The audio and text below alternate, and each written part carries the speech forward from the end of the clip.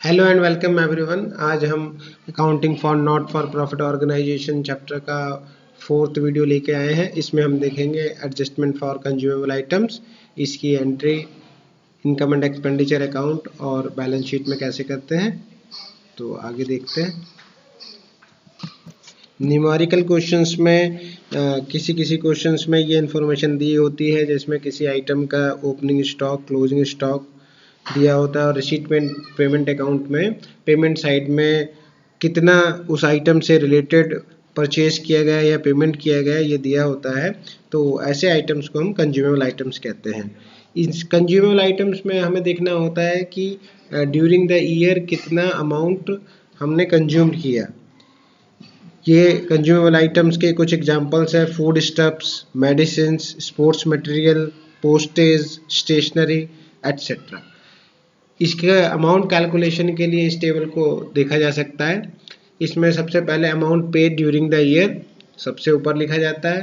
फिर इसमें ऐड करते हैं creditors at the end of the year, और ऐड करते हैं advance at the beginning of the year, less करते हैं creditors at the end of the year and less करते हैं advance at the end of the year.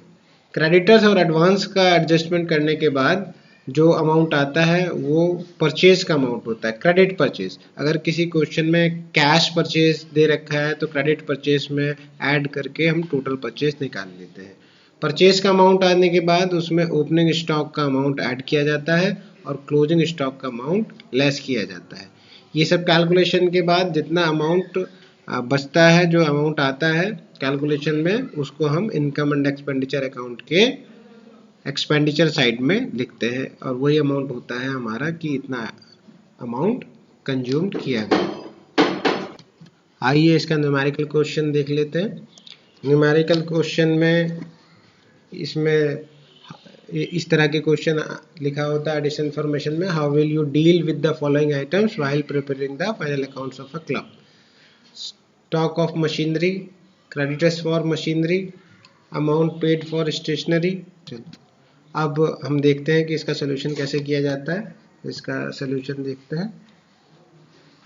Income and expenditure account में consumable items का कितना amount expenditure side में जाएगा, ये जानने के लिए एक टेबल बनाई जा सकती है, जैसा कि अभी पीछे दिखाया गया था, और इसको directly income and expenditure account में भी इसकी एंट्री की जा सकती है। इस न्यूमेरिकल को हम टेबल बनाकर अभी सॉल्व करते हैं और पहले मेथड से देखते हैं कि इसको कैसे किया जाता है। इसमें सबसे ऊपर हम लेते हैं amount paid for the stationery, जो कि क्वेश्चन में दिया हुआ है। Amount paid for stationery during the year, ये अमाउंट दिया हुआ है 25,000। इसमें हम ऐड करते हैं creditors for stationery at the end, ये अमाउंट दिया हुआ है 5,400। ये प्लस करने के बाद अमाउंट आ जाएगा 30,400। इसमें से हम लेस करते हैं creditors for stationery at the beginning, ये अमाउंट दिया हुआ है 7,200। ये माइनस करने के बाद अमाउंट आएगा 23,200। बच्चों, जो ये अमाउंट आएगा 23, ये हमारा आ गया है परचेजेस। परचेजेस में ऐड किया जाता है opening stock. Opening stock of stationery दिया हुआ है क्वेश्चन में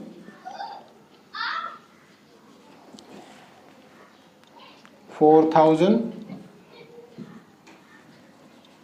तो अमाउंट हो जाएगा 27,200, और इसमें से हम लेस करते हैं क्लोजिंग स्टॉक।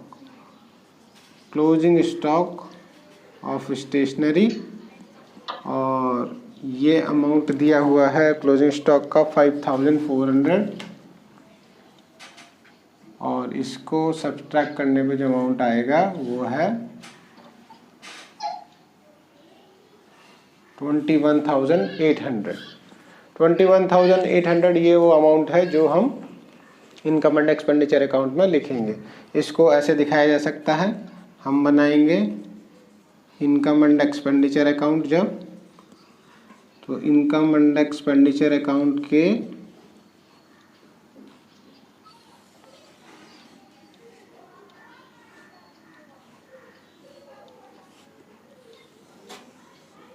एक्सपेंडिचर साइड में,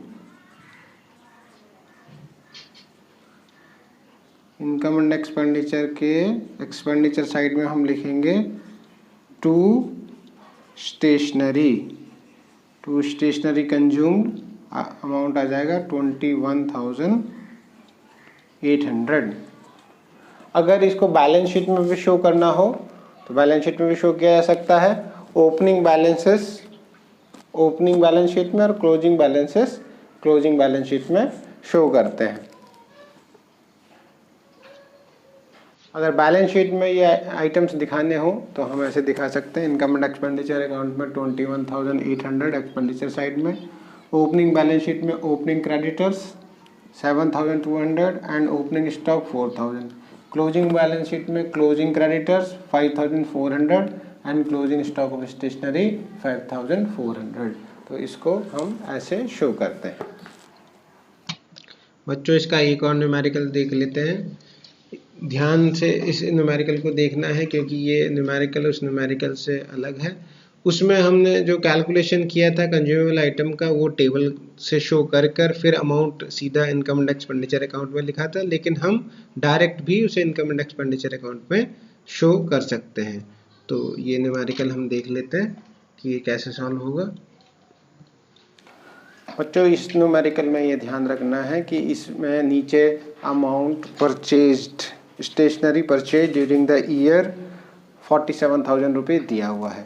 जिस क्वेश्चन में स्टेशनरी या कंज्यूमेबल आइटम परचेज्ड दिया होता है तो इसका मतलब है कि उसमें creditors at the end, creditors at the beginning, advance at the beginning, advance at the end, इन सब का एडजस्टमेंट हो चुका है। इस क्वेश्चन में परचेज्ड भी दिया हुआ है और साथ में क्रेडिटर्स की भी एंट्री दी हुई है। क्योंकि इसमें परचेज दिया हुआ है इसलिए इसमें क्रेडिटर्स से रिलेटेड कोई भी एंट्री नहीं होगी। पहले हमने टेबल बना के इस क्वेश्चन को सॉल्व किया था, अब हम इसका अल्टरनेटिव देखते हैं कि डायरेक्टली भी इसको इनकम एंड एक्सपेंडिचर अकाउंट में इसकी एंट्री की जा सकती है। तो देखते हैं कैसे इसमें एंट्री करते हैं। हम लिखेंगे सबसे पहले टू स्टेशनरी एक्सपेंडिचर साइड में, स्टेशनरी का जो परचेज का अमाउंट दिया हुआ है वो दे रखा है 47,000, तो 47,000 लिख देंगे। इसमें हम प्लस करेंगे ओपनिंग स्टॉक, इसमें हम क्रेडिटर्स की एंट्री नहीं करेंगे क्योंकि परचेसेस ऑलरेडी दिया हुआ है।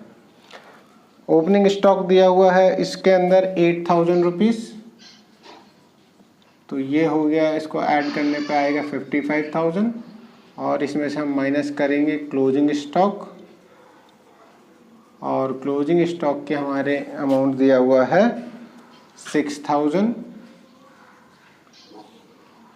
तो इनकम एंड एक्सपेंडिचर में जो एंट्री हो जाएगी वो हो जाएगी 49,000 रुपीज़। तो इसको हम ऐसे डायरेक्टली भी इसमें शो कर सकते हैं। अगर इस क्वेश्चन में बैलेंस शीट बनानी हो तो बैलेंस शीट बनाने का तरीका वही है, opening items opening balance sheet में, closing items closing balance sheet में। इनकम एंड एक्सपेंडिचर अकाउंट में केवल वही आइटम्स आता है जितना कि कंज्यूम्ड हुआ, जितना हमने साल भर के अंदर यूज किया, बस उसी का आइटम दिखाने के लिए इनकम एंड एक्सपेंडिचर इसमें बनाया जाता है। तो बच्चों आप समझ गए होंगे कि कंज्यूमेबल आइटम्स की कैसे एंट्री करती हैं, इसलिए मैं आपको प्रैक्टिस के लिए एक क्वेश्चन दे रहा हूँ। इस क्वेश्चन को आप सॉल्व कीजिए और इसका आंसर कमेंट बॉक्स में लिखकर सेंड कर दीजिएगा और मैं उसका फिर जवाब आपको बता दूंगा। That's it for now. Thank you very much and good luck.